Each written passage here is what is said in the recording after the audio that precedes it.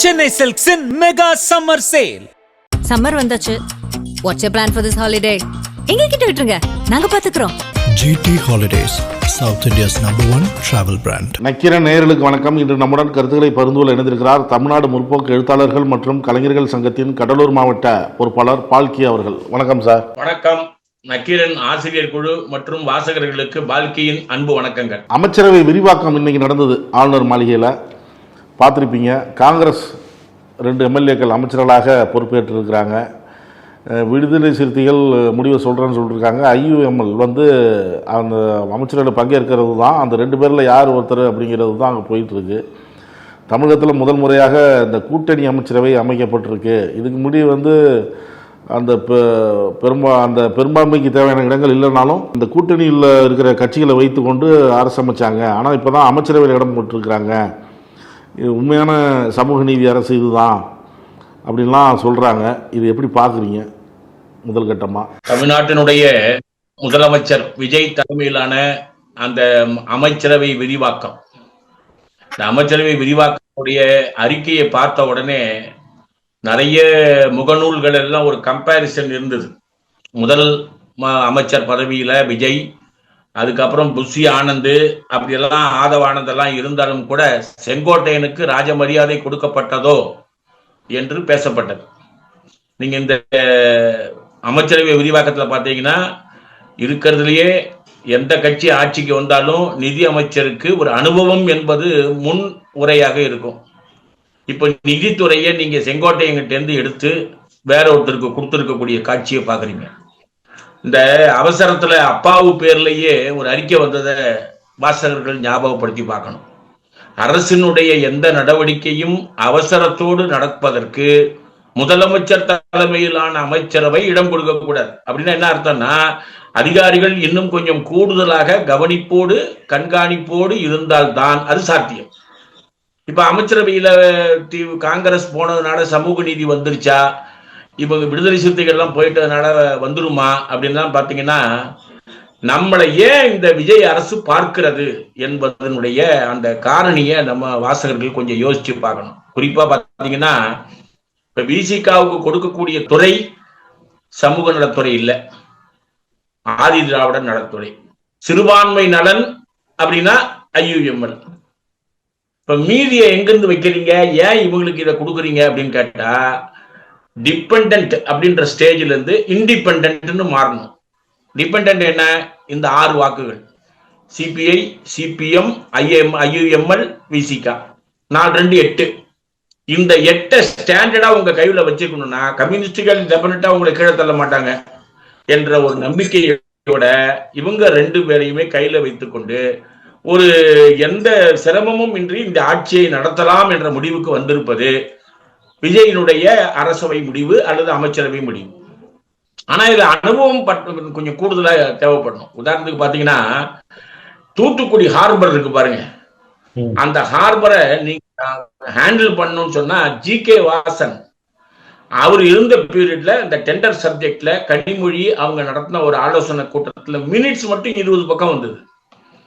அந்த கடற்கரை, அந்த மீன் வள நலன் இருக்கு பாருங்க, தமிழ்நாட்டினுடைய கடல் வழி மீன் வள நலன், அது யாருக்கு கொடுத்துருக்குன்னு சொன்னா, அந்த மணங்கொட்டி பறவை அப்படின்ற படத்துல நடிச்ச ஒரு சாதாரண விட் ஆக்டருக்கு, அவருக்கு தான் தூத்துக்குடி சீட்டு கொடுத்தோம். இவர் கூட படிச்சதுனால அந்த துறை கொடுக்கப்பட்டிருக்கு. என்னை பொறுத்த வரைக்கும் நான் என்ன பாக்குறேன்னு சொன்னா, தமிழ்நாட்டை விமர்சனமின்றி நன்றாய் கொண்டு செல்ல வேண்டும் என்று சொன்னால் அக்கறை காட்ட வேண்டிய மூத்த அமைச்சர்கள் அதில் அக்கறை காட்டவில்லை என்பது வழக்கம் போல அந்த வந்தே மாதரம், ஜனகணமன, 3ஆம் நிலையில் நம்முடைய தமிழ் தாய் வாழ்த்து, எங்கள் கொள்கை இதுதான் சொன்னீங்கன்னு சொன்னா ஆளும் கட்சியாக இருப்பவர் கவர்னர் நினைச்ச மாதிரி நடத்துறது இல்ல அரசாங்கத்தினுடைய அணுகுமுறை. ஒன்றிய அரசினுடைய அந்த கொள்கையை நீங்க அனுமதிக்கணும்னு சொன்னா தமிழ்நாடு சட்டமன்றம் அதை ஏற்றுக்கொள்ள வேண்டும் என்பதுதான் RN ரவிக்கும் நமக்கு நடக்கிற பஞ்சாயத்து.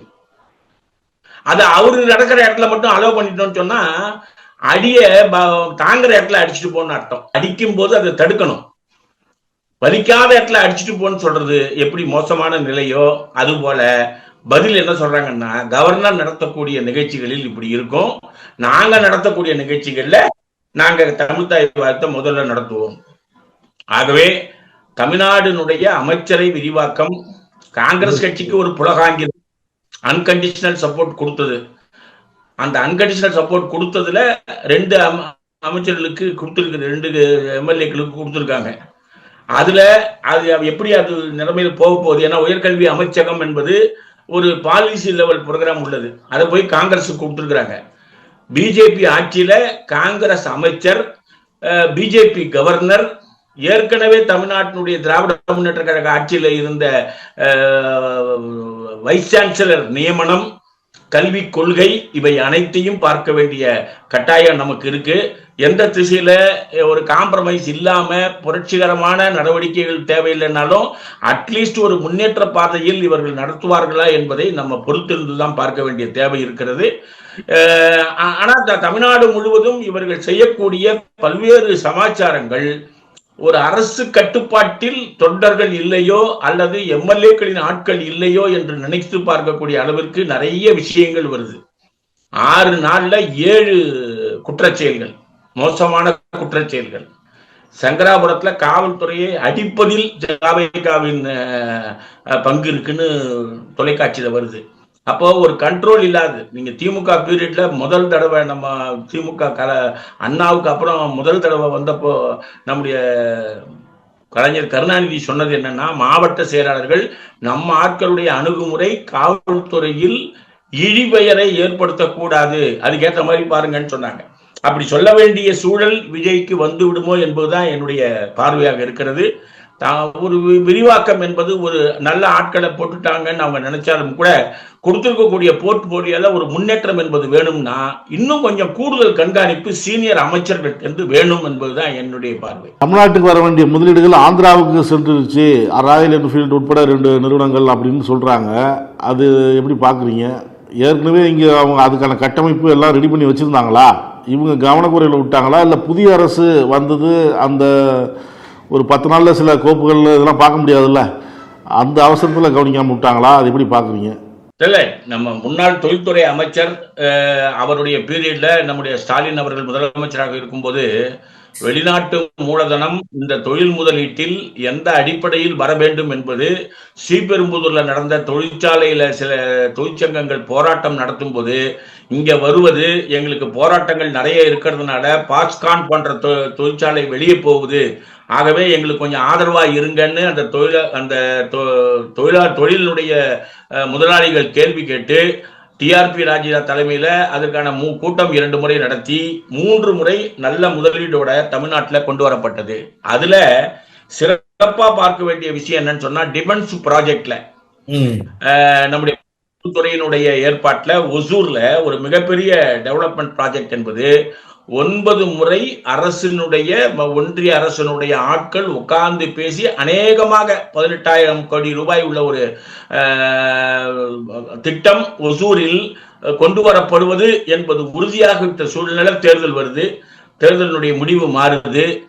முடிவு மாறும்போது இந்த சப்ஜெக்ட்ல அவங்க இவர்களுக்கு பார்க்க நேரமில்லை என்றாலும் சந்திரபாபு நாயுடு அதை எடுத்து போகின்ற காட்சியை பார்த்து கொண்டிருக்க கூடாது. கிட்டத்தட்ட 85% மேலாக முடிந்த ஒரு சப்ஜெக்ட அப்படி அனுமதித்திருப்பது என்பது அல்லது எதிர்குரல் கொடுக்காமல் இருப்பது என்பது தமிழகத்துக்கு இழைக்கப்பட்ட கொடுமை. சந்திரபாபு நாயுடுவை செல்லப்பிள்ளையாக ஒன்றிய அரசு வளர்க்கின்ற அந்த ஏற்பாடு என்பதை நம்ம உணர வேண்டும். சந்திரபாபு நாயுடு அந்த வேலையை மட்டும் செய்யல, கிட்டத்தட்ட அந்த தெலுங்கானா அண்டு ஆந்திரா 2 பேருமே என்ன பண்றாங்கன்னு சொன்னா, காங்கிரஸ் கட்சியாக இருந்தாலும் தெலுங்கானா போராடுகிறது, பெற்றுக்கொள்கிறது. சந்திரபாபு நாயுடு பல்வேறு விதமான விஷயங்களை அவர் பக்கம் கொண்டு போறாரு. 45,000 கோடி ரூபாய் ப்ராஜெக்டை நாசப்படுத்தின அந்த சந்திரபாபு நாயுடுக்கு 18,000 கோடி ரூபாய் உள்ள இந்த டிஃபென்ஸ் ப்ராஜெக்டை அனுப்புனது என்பது நம்முடைய இயலாமை, நம்முடைய அக்கறையின்மை, எதிர்த்து குரல் கொடுக்காமல் இருப்பது தமிழகத்துக்கு ஏற்பட்டிருக்கக்கூடிய அவமானம். தமிழக அரசுக்கு எதிர்கட்சிகளும் திமுக உட்பட ஆட்களும் சொன்னது என்னன்னா, உடனடியாக நீங்கள் இதில் தலையிட்டு அதை மீட்டுருவாக்கம் செய்யுங்கன்னு சொன்னாங்க. ஆனால் இன்றைய வரைக்கும் அரசின் சார்பில் அப்படி ஒரு அறிக்கை என்பது போகாதனால அதை அவர் கையில கொண்டு போய் சேர்த்துட்டார். நீங்க கேள்வியில கேட்ட மாதிரியே second unit of Royal Enfield அது தமிழ்நாட்டுக்கு சும்மா சாதாரணமா கிடைக்க வேண்டிய விஷயம். அத கொசுரா வாங்கிட்டு போறாரு ஆந்திராவுக்கு. அப்போ தொழில்துறை விரிவாக்கத்தில் ஒரு சரியான தங்கம் தென்னரசு தொழில்துறை அமைச்சராகவும் இருந்தாரு, நிதி அமைச்சராகவும் இருந்தாரு. இப்ப நீங்க போட்டிருக்கிற ஆள் யாருன்னு சொன்னா என்ஜிஓல வேலை செஞ்ச ஒரு அம்மா. அந்த அம்மா விருதுநகர்ல வந்து ஒரு கூட்டத்தை கூட்டுறாங்க. 6 எம்எல்ஏ, 3 எம்எல்ஏ வந்து தாவேகா, 3 எம்எல்ஏ அதிமுக. 6 எம்எல்ஏவே கூட்டாம அந்த அம்மா கூப்பிட்டு யாரும் வராம விருதுநகரனுடைய டெவலப்மெண்ட் ப்ராஜெக்டே நின்று போச்சு. அந்த மாவட்ட ஆட்சித்தலைவர் தலைமையில கூட்டின கூட்டமே. அப்போ இந்த மந்திரி போர்ட்போலியோ கொடுக்கும் போது அல்லது இவர்களை மானிட்டர் செய்து தமிழ்நாட்டுக்கான உரிமை பெறும்போது கூட்டு அமைச்சரவை பொறுப்பேற்க வேண்டும்.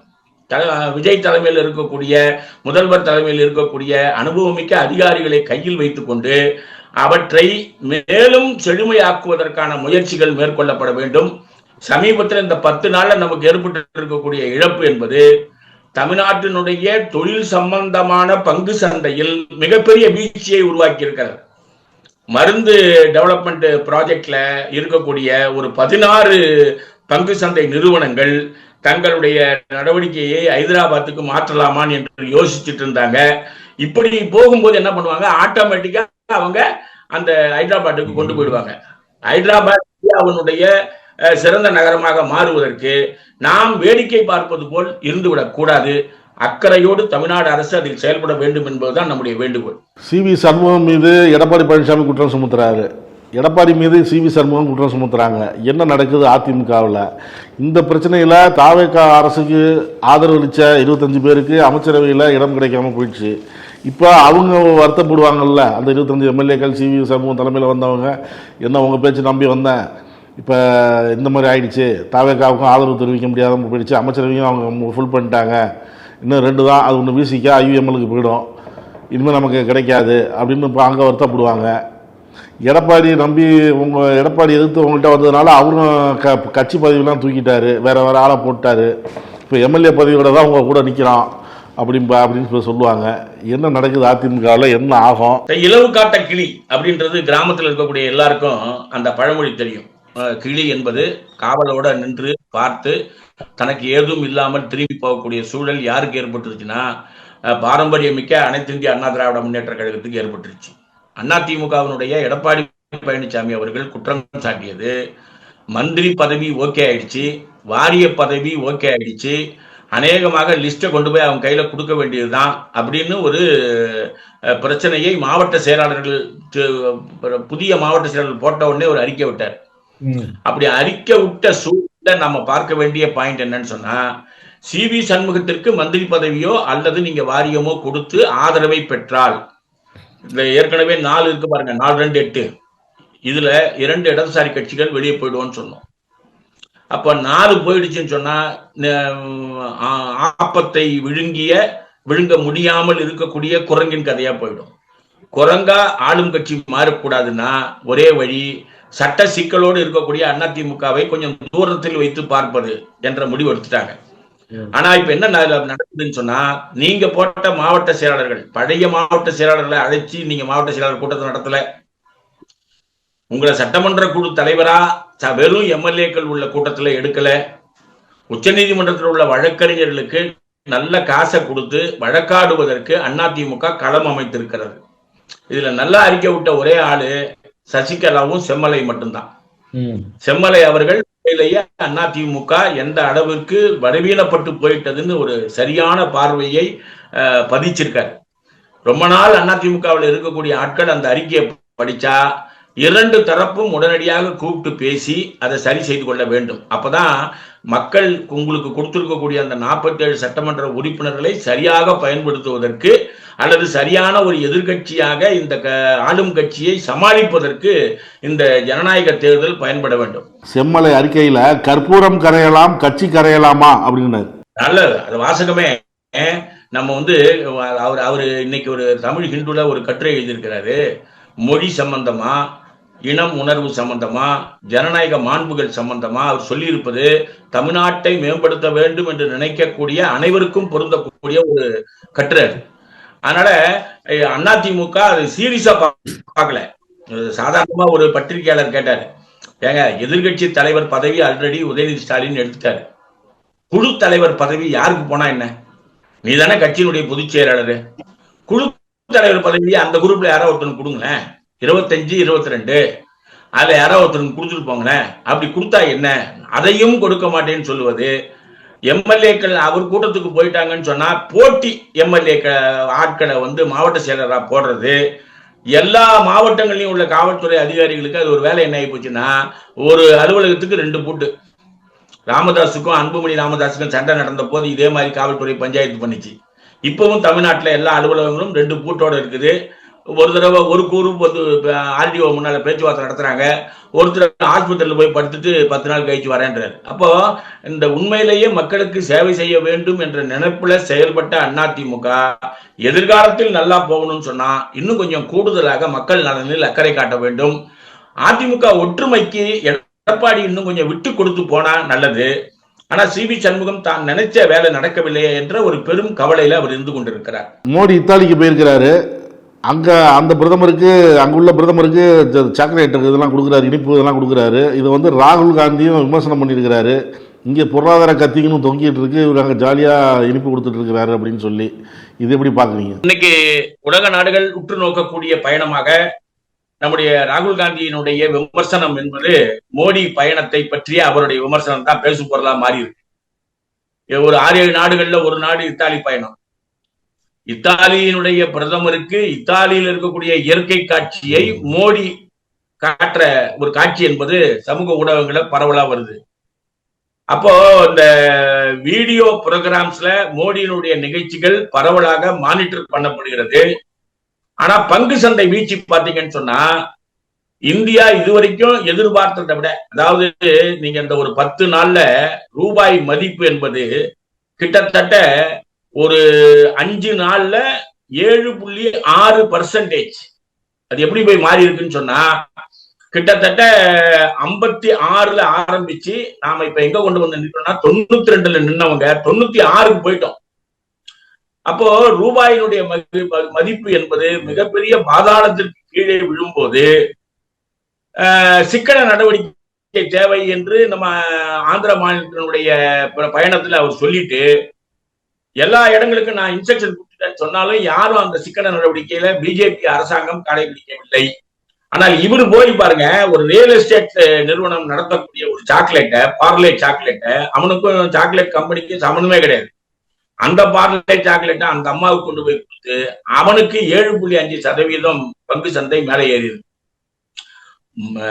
தன்னுடைய சாக்லேட் பரிசளிப்பு கூட மற்ற நாடுகளின் முதலாளிகளுக்கு பங்கு சந்தை எழுச்சியை உருவாக்கி தந்த உலக தலைவர் மோடி என்று ஆங்கில பத்திரிகைகள் வர்ணிக்க ஆரம்பிச்சிருச்சு.